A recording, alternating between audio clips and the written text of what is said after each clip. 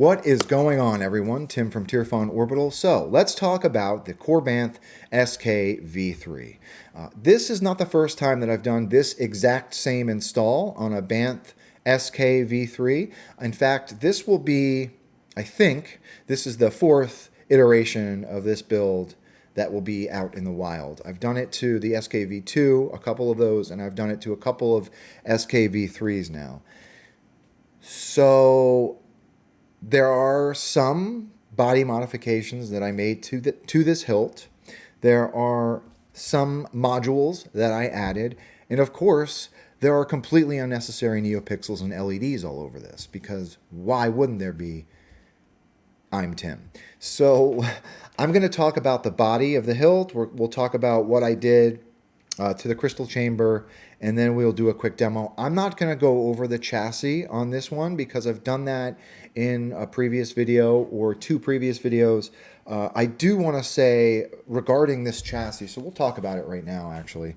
I'm going to take the grip off really quick. So with the Banth SK, where the chassis marries up into the upper part of the hilt is a very, very small diameter hole. I mean, I think it might be, it's small. It's like a 1/4 inch wide, might be even smaller than that. So the nipple that comes from the chassis that marries up into the upper part of the hilt is very small. Now, resin is known to not be as strong or as load-bearing as FDM or some other types of printing. So the first time I designed a chassis for this, I wanted to make sure that I had some sort of reinforcement in that chassis. Okay, so luckily, Korbanth has threaded holes at the bottom of this section, and that's perfect for some all thread or some threaded rod. So I have 2 threaded steel rods that are going into the chassis, the whole length of the chassis, just to give it some more strength, right?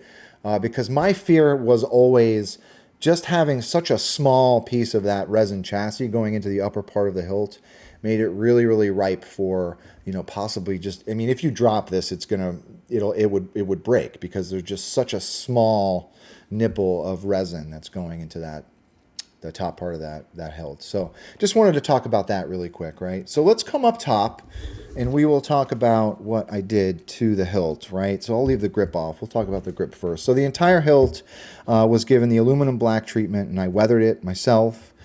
I want to talk about this copper. So the previous installs that I have done of this and adding copper, I have actually used just real copper tubing that I dremeled to size, cut to size, and then weathered.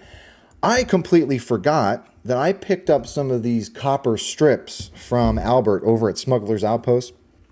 I picked some of these up a while ago, and they've just been sitting in my drawer. I completely forgot I had them. Ignorant me, I thought these were just like vinyl stickers. This is real copper. It's really thin, super easy to work with. It's almost like copper leaf. It's fantastic because you can weather it. It's real copper, so it will take aluminum black really well. I'm sure it will probably patina with some greens if you leave it out in some vinegar. But wow, what a lifesaver that was. Absolutely fantastic. I can't believe I just forgot that I had them.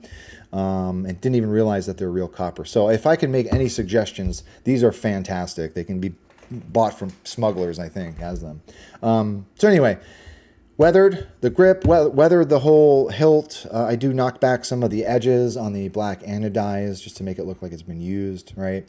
All of the hardware has been heat stained. Here is the chassis, of course. Same chassis that I've put in previous builds. We've got a kill switch up top. Here's the battery tray, and Proffie sits in this area. So let's talk about the crystal chamber, right? This is not your run-of-the-mill crystal chamber that comes with the Korbanth SK. Korbanth does ship with some crystal chamber mounts. They're like anodized orange. Not a huge fan of those. So these are brass crystal chamber modules from Goth 3D. They can be purchased on Rick's Shapeways site. These were purchased actually by the client and sent with the hilt. So when I got these, I just weathered them a little bit more. to make them look a little bit used, and then place them in the crystal chamber. Now, I also did create custom resin printed mounts for both of these, because I do put single neopixels under each. With the bottom one, I actually have a circular neopixel array as well underneath this. So we've got one neopixel ring and a single neopixel in the center, and that allows for some pretty cool animations, right? So I've got custom holders for both of those. And the brass pieces of the Goth crystal chambers, they just affix to those resin mounts, and then the resin mounts are held in place with set screws that are behind the shroud here, right? Of course, we've got a real quartz crystal up here. I've got two blinking LEDs. One is a blinking blue and white, one is a blinking red. There is also a red solid LED here that's just like a dummy faux LED. It's just for show. It does not light. But we've got a blinking red and a blinking blue. And that's it. The rest of the upper part of the hilt was weathered as well. Tactile switches from Korbanth. Korbanth does ship with these, so that's what I put in here. And that's it, right? So let's talk about how to use it. You want to take the flat part of your battery. Spring side is your negative. So that was already on. To turn the hilt on, it's toggle towards the upper part of the hilt. You can call me Luke. I see, sir. That's just Luke. So let's put the grip on, and we'll come down to the bottom here.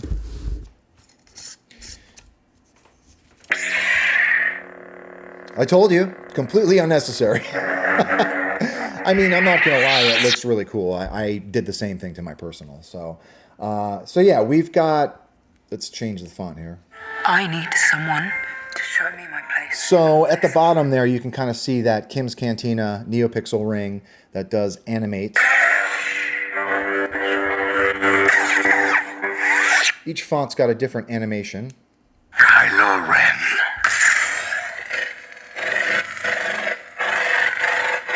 So let's put a blade in this. One of the things that I do not necessarily like about the Banth SK is the set screw. I'm not a fan of, so there are two screws inside of the bunny ear here. The top one is a little bit longer than the bottom one, and that actually serves as your blade retention. It's hard to find. So, I mean, I have an Allen key that's long enough to get in there. It's just not always easy to have a key that gets in long enough. Okay, so I have a blade plug in here. This is actually my personal blade plug. I did put that in there for the glam shots. There are two set screws in between, in the middle of the bunny ears here. One is your blade retention. It's the top one. It's a little bit longer than the bottom one, so it serves as your blade retention. Korbanth does ship with an Allen key for that, so that will be included when I send this back. Okay, so you want to take your blade plug out, rest your blade on that PCB.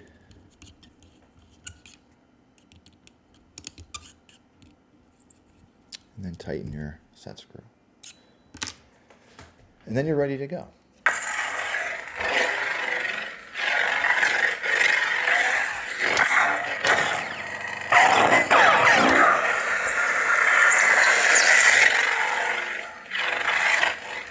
Let's see what else you put on here.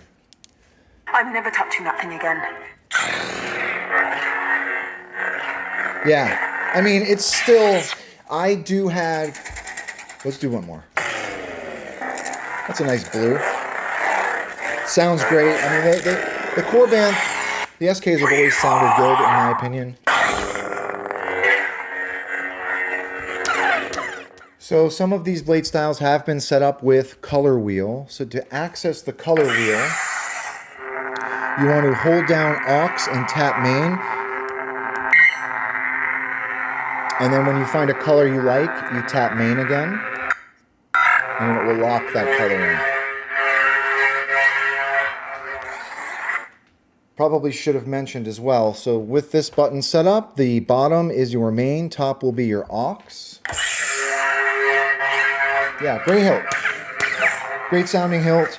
The Korbanth SKs have always sounded good in my opinion, right? I just, you know, my only, It's not even a complaint. It's just like the only thing I don't necessarily appreciate about the new SKV3 is that the grip is a little bit longer. As an installer, that's better, honestly, because we've got more room to add stuff. I don't like super long hilts. I like them to be a little bit shorter. So that's just my personal preference. So yeah, that's it. If anyone has any questions about this particular install, or the chassis or anything like that, please don't be a stranger to the client. Thank you very much for your patience and trusting me with your baby. And that's all I got, everybody. So thank you for the support. Thank you for watching. And with that being said, may the force be with you always. Catch you later.